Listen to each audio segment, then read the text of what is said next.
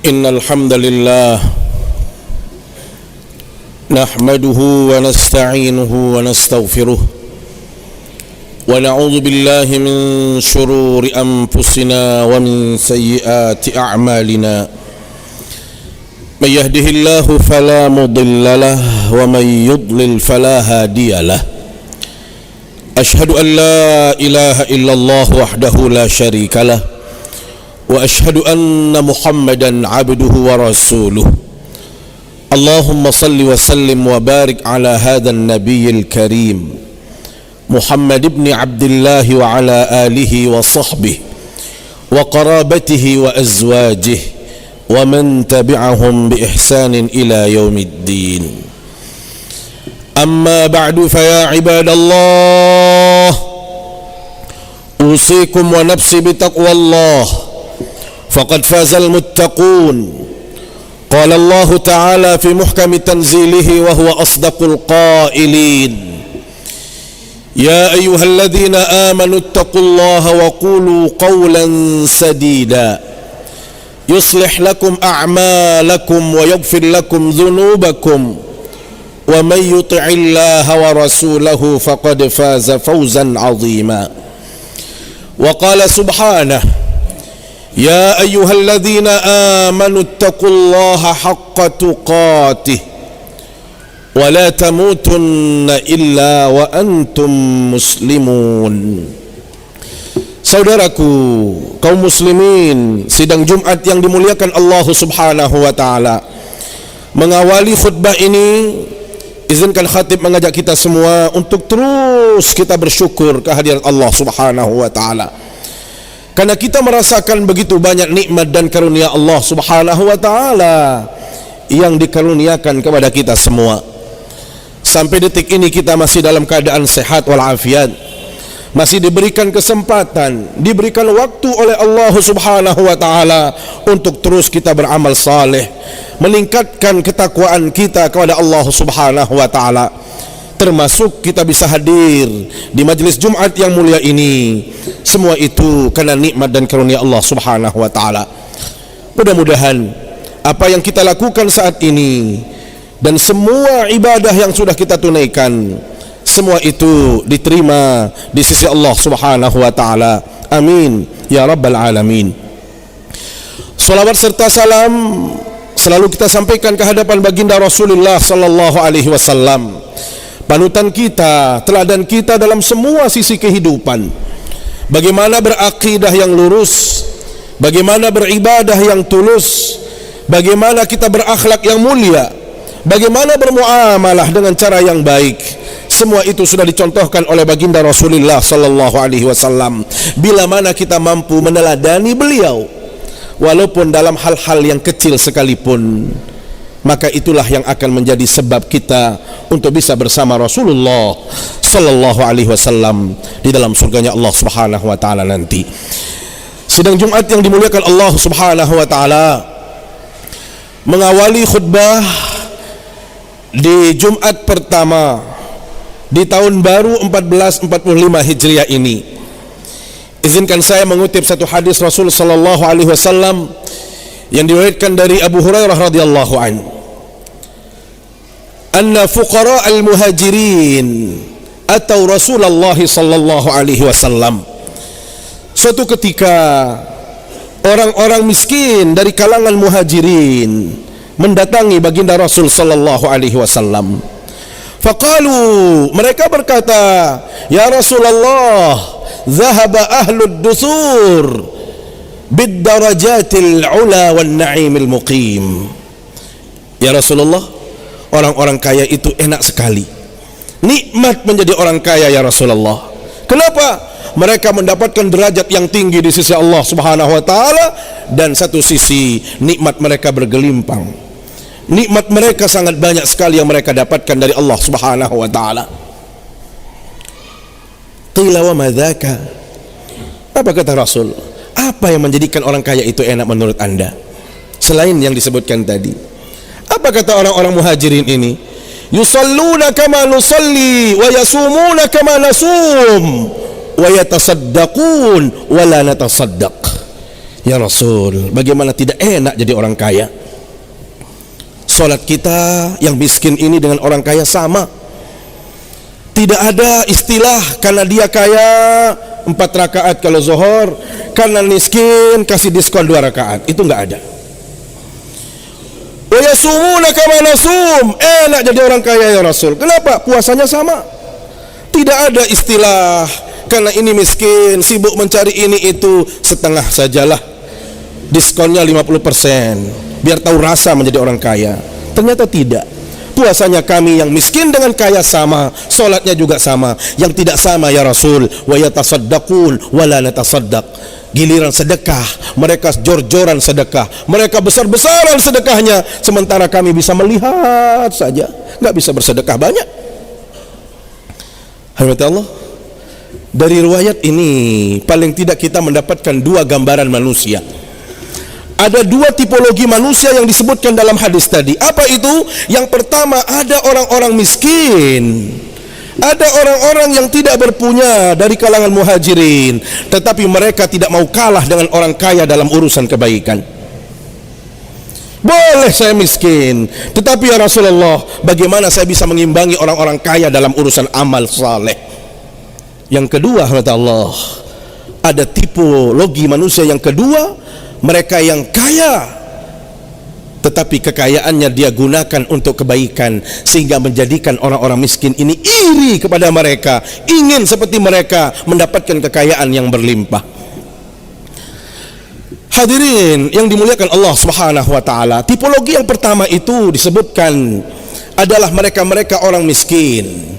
Ketahuilah rahmat Allah, mereka itu miskin bukan karena mereka tidak berpunya, bukan mereka tidak kerja, bukan mereka tidak berusaha, tetapi mereka tinggalkan semua harta dan kekayaannya di Makkah demi mendapatkan ridha Allah Subhanahu wa taala, demi mempertahankan keimanan, demi bersama Rasulullah sallallahu alaihi wasallam. Apapun kalau itu untuk Allah dan Rasulnya, mereka siap korbankan, sehingga harta benda tidak penting bagi mereka, nyawa sekalipun. Kalau itu perintah agama, kalau itu untuk Allah, mereka siap korbankan. Itulah yang menjadikan mereka miskin, karena mereka meninggalkan harta bendanya demi menjaga keimanan mereka, agar mereka benar-benar menjadi orang yang beriman di hadapan Allah. Karena itu di dalam surat Al-Hasyr ayat 18 Allah abadikan orang-orang ini. Apa kata Allah Subhanahu wa taala? Lil fuqara'il muhajirin alladhina ukhriju min diyarihim wa amwalihim yabtaghuna fadlan minallahi wa ridwana wa yansuruna Allah wa rasulahu ulaika humus shadiqun. Mereka menjadi orang-orang miskin. Kenapa? Karena mereka harus keluar dari tempat tinggal mereka,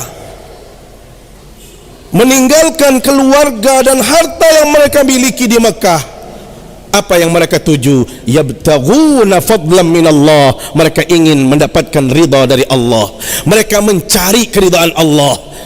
Yabtaghuna fadlan minallahi wa ridwana wa yansuruna Allah wa rasulahu ulaika humus shadiqun. Mereka menolong Allah, agama Allah, dan itulah orang-orang yang benar, jujur dalam beragama. Hadirin Allah, pertanyaannya, kita ini apa yang sudah kita korbankan untuk agama? Berapa pengorbanan kita sampai detik ini? Jangan-jangan kita hanya bisa berkata saya beriman, saya ini orang Islam sejati, tetapi nyatanya kita belum berkorban untuk agama ini. Para salafus saleh, mereka korbankan nyawa untuk agama. Harta benda bagi mereka tidak penting, yang penting akidah mereka, iman mereka kuat tertancap di dalam dada.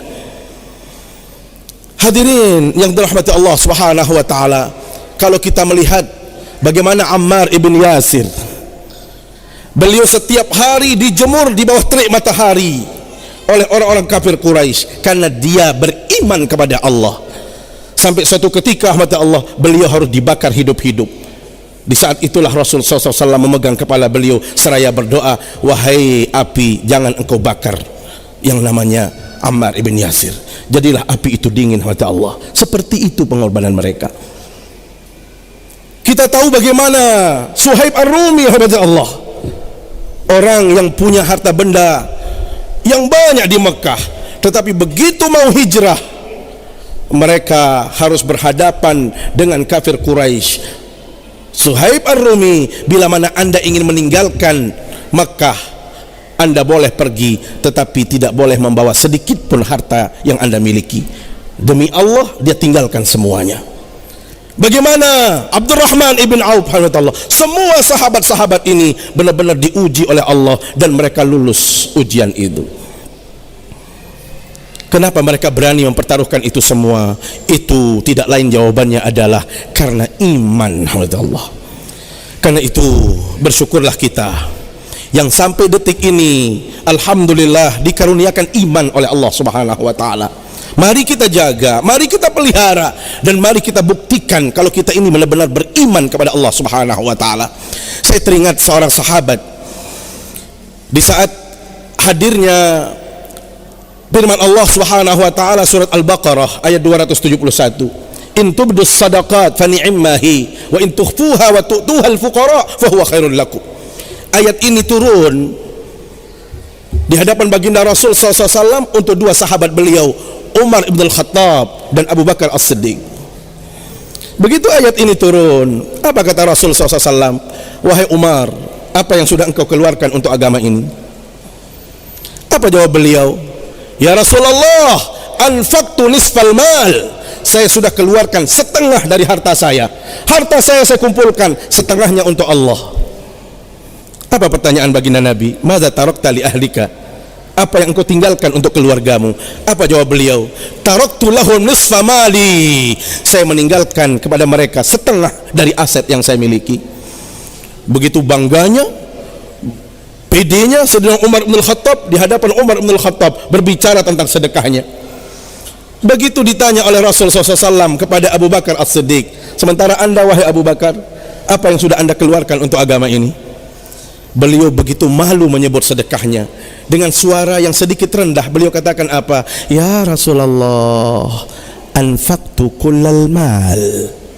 Saya sudah mengeluarkan semua aset saya, semua harta benda saya, tidak ada sedikit pun yang tertinggal. Begitu mendengar jawaban Abu Bakar As-Siddiq, malu Sayyidina Umar.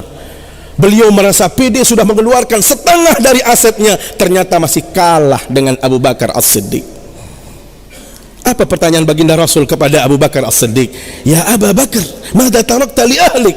Apa yang engkau tinggalkan untuk keluargamu? Apa jawab beliau?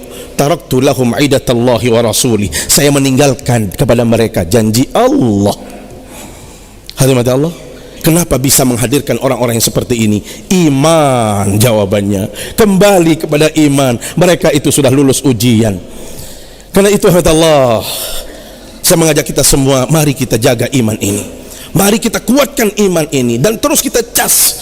Yang namanya iman ini, kata Rasulullah SAW, yazid wa yanqus. Dia bisa bertambah tetapi lebih banyak berkurangnya. Kapan dia bertambah? Yazidu bit ta'ah wa yanqus bil ma'siyah. Dia akan bertambah bila mana kita terus menghadirkan kebaikan, ketaatan dan amal saleh dalam kehidupan ini. Tetapi bila mana kita mengikuti hawa nafsu, melakukan dosa, maka iman ini akan menipis. Mudah-mudahan di awal tahun ini kita menghadapi tahun baru 1445 Hijriah dengan penuh semangat baru, motivasi baru, dan yang paling penting semuanya itu harus berawal dari keimanan yang kuat kepada Allah Subhanahu wa taala. Demikian, terima kasih. Barakallahu li wa lakum fil Qur'anil azim. Wa nafa'ani wa iyyakum bima fihi minal ayati wa dzikril hakim. Wa taqabbalallahu minni wa minkum tilawatah. Innahu huwas samiul alim.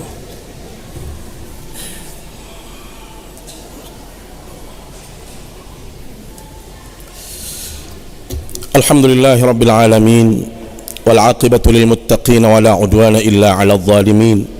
Asyhadu an la ilaha illallah wahdahu la syarika lah wa asyhadu anna Muhammadan 'abduhu wa rasuluh.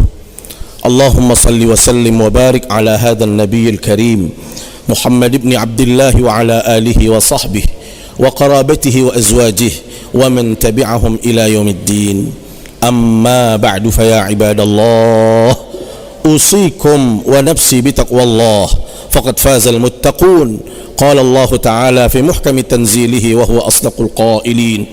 يا أيها الذين آمنوا اتقوا الله حق تقاته ولا تموتن إلا وأنتم مسلمون واعلموا أن الله سبحانه وتعالى صلى على نبيه قديما ولم يزل قائلا عليما فقال تعالى إن الله وملائكته يصلون على النبي يا أيها الذين آمنوا صلوا عليه وسلموا تسليما وارض اللهم على أربعة الخلفاء الراشدين أبي بكر وعمر وعثمان وعلي وعلى بقية الصحابة والتابعين وتابع التابعين ومن تبعهم إلى يوم الدين ادعوا الله وأنتم موقنون بالإجابة اللهم اغفر للمسلمين والمسلمات والمؤمنين والمؤمنات الأحياء منهم والأموات إنك سميع قريب مجيب الدعوات يا قاضي الحاجات اللهم أعز الإسلام والمسلمين